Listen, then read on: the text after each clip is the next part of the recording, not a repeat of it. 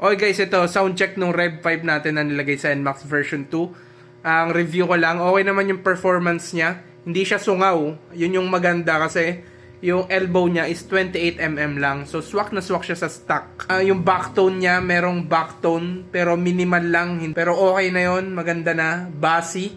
Tapos pwede kang mag low RPM lang para tahimik siya. Plus pa, pwede siyang i-adjust talaga, pwedeng hinaan, parang silencer na rin, di ba? So yun lang, ito yung video. Pakinggan nyo na lang lahat. Alright.